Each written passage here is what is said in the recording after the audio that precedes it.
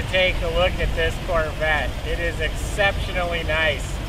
The previous owner spent over $30,000 just on upgrading and maintaining. There's individual receipts from D&M Corvette. They average, $500, $2,000. So that's not $30,000 to restore the car. There's $30,000 just to make things better.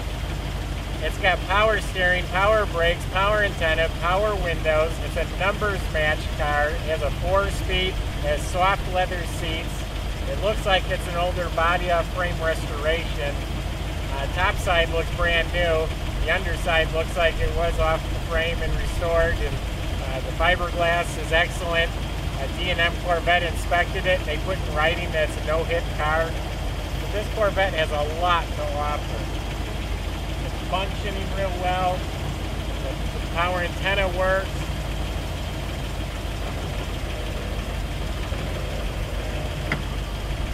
This one's really nice. Even the guys here are talking about what a nice one it is.